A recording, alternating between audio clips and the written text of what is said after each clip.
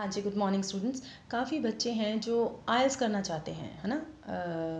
बहुत बच्चों को मैंने देखा है, इवन कॉलेजेस में, स्कूल्स में वो डमी एडमिशन लेके and they are doing IELTS. Even colleges में स्टूडेंट्स आर इन पैनिक कि हमें समझ में नहीं आ रहा है कि हम कॉलेज आएँ या फिर हम आइल्स की क्लासेस ज्वाइन करें, क्योंकि वी नो दिस थिंग कि उसमें आइल्स में 4 मॉड्यूल्स होते हैं।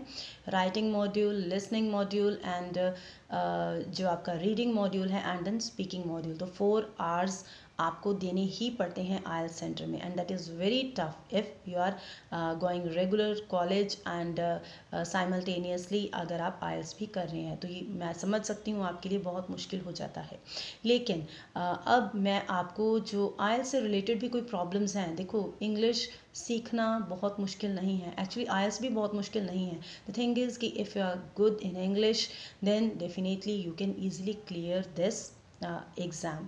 सो जो भी आइल्स से रिलेटेड आपको प्रॉब्लम्स आ रही हैं, है ना, तो वो मैं उन चीज़ों को भी यहाँ पे क्लियर करती रहूँगी। जो बच्चे आइल्स की एग्ज़ाम से रिलेटेड कुछ भी देखना चाहते हैं वो इस पे देख सकते हैं। और मैं आपको इसके 1-2 टिप्स अभी देना चाहूँगी। एक्चुअली मैंने एक वीडियो पहले भी अपलोड की थी आइल्स से रिलेटेड, उसमें मैंने आपको सिर्फ मॉड्यूल्स के बारे में बताया था।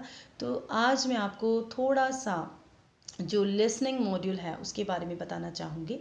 जैसे कि जो लिसनिंग मॉड्यूल है स्टूडेंट्स, पहले तो आप अपनी लिसनिंग इतनी स्ट्रॉन्ग कर लीजिए कि जो उसकी करेक्ट प्रोनाउंसिएशन है वर्ड्स की वो आपको क्लियर हो। एक्चुअली जो हमारी लैंग्वेज है और जो हम लिसनिंग में सुनते हैं दैट इज़ टोटली डिफरेंट, है ना। हम एक एक वर्ड को बोलते हैं क्लियरली कि हमें समझ में आ जाए। एक्चुअली हमारी जो इंग्लिश है वो पंजाबी टच की इंग्लिश है। लेकिन द थिंग इज़ कि when you listen those listenings which are related to IELTS, वो बिल्कुल ही उनकी जो स्पोकन है, उनका प्रोनाउंसिएशन है, दैट इज़ टोटली डिफरेंट। सो पहले तो आप अकेला अगर आप आइल्स करना चाहते हैं तो आप एक मॉड्यूल को उठाएं, कोई भी जो भी आपको लग रहा है कि मैं इससे स्टार्ट करूँगा, ताकि आप धीरे धीरे जो आपका कॉन्फिडेंस है वो बूस्टअप होता जाए और आप धीरे धीरे हर मॉड्यूल को क्लियर करते जाएं। सो अगर आपको लिसनिंग ईजी लग रही है तो आप लिसनिंग उठा लीजिए, रीडिंग ईजी लग रही है तो रीडिंग उठा लीजिए, राइटिंग तो राइटिंग, जो भी मॉड्यूल आपको ईजी लग रहा है। पर द थिंग इज़ कि मेन बात ये है कि अगर आप इंग्लिश को सीख लेंगे, बोलनी सीख लेंगे, लिखनी सीख लेंगे, है ना, और जो भी पढ़नी सीख लेंगे, और ये सभी मॉड्यूल्स ही उसमें आते हैं। तो अगर आप लिसनिंग कर रहे हैं, पहले आप विदाउट एनी पैनिक यूट्यूब पे जाइए, वहाँ पे बहुत सारी लिसनिंग की वीडियोस डली हुई हैं। तो उनमें से आप क्या कीजिए, फर्स्ट डे आप लिसनिंग उठाएं और उसको करने की कोशिश कीजिए, देखिए आपको कितनी आती है ना, आप कहाँ पे स्टैंड कर रहे हैं। देन आप क्या कीजिए, उसके आंसर्स बिना चेक किए सेकेंड टाइम फिर वही लिसनिंग कीजिए। फर्स्ट टाइम आप आंसर्स लिख देंगे, उस पर लिख दीजिए फर्स्ट टाइम मैंने ये लिसनिंग की है, और नंबर 1 डाल के उसके आंसर्स लिख दीजिए फर्स्ट पेज पे। देन अगेन दोपहर को अगर आपने सुबह कर ली है तो कुछ घंटों के बाद फुल कंसंट्रेशन के साथ अगेन वो रीडिंग करने की लिसनिंग करने की कोशिश कीजिए सेम। फिर उसके आंसर्स लिखिए, मैच मत कीजिए फर्स्ट वाले से। देन रात को सोने से पहले या 2-3 घंटों के बाद फिर से वही लिसनिंग कीजिए।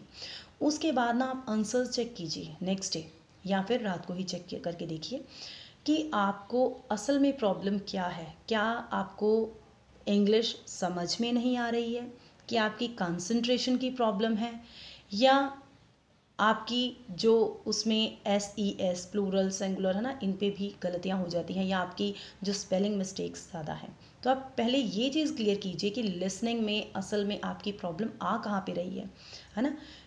एक्चुअली में क्या होता है, हम लिसनिंग सीधी करनी शुरू कर देते हैं, कोई भी मॉड्यूल से ऐसे उठा के करनी शुरू कर देते हैं, लेकिन आप उसको प्रॉब्लम को फाइंड आउट करने की कोशिश कीजिए कि वेयर यू आर लैकिंग, आप कहाँ पे आप में कमी है। देन उसको धीरे धीरे इम्प्रूव कीजिए, देन डेफिनेटली आप जो भी मॉड्यूल है उसको अच्छे से समझ पाएंगे। जैसे मैंने आपको लिसनिंग का बताया, तो एक बार आप ये वाला टिप है जो इसे करके देखिए, क्या आपको कितना समझ में आता है ना।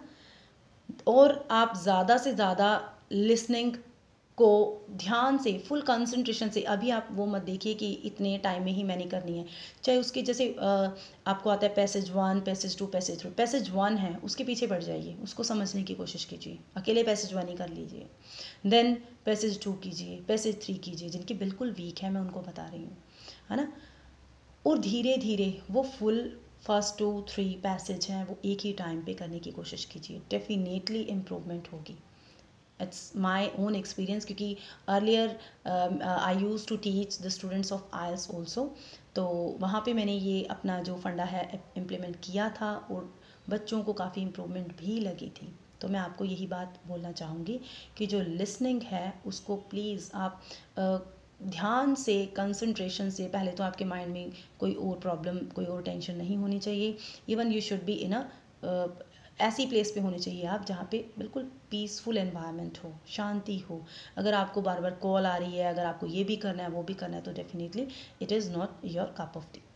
अगर आप इसको ध्यान से करेंगे और गोल बनाएंगे कि मुझे करना है, तो आप डेफिनेटली इसको कर पाएंगे। तो आप ये क्राइटेरिया अपनाएं और करके देखिए, देन मुझे कमेंट बॉक्स में अपने एक्सपीरियंस डालिए, क्या प्रॉब्लम आपको आ रही है, देन मैं आपको लिसनिंग के और टिप्स दूंगी, क्योंकि लिसनिंग के कुछ 2-4 टिप्स नहीं है, बहुत जितना आप इसे करते हो ना आपको उतना ही एक्सपीरियंस होता है और आपको पता चलता है कि कहाँ पे प्रॉब्लम आ रही है।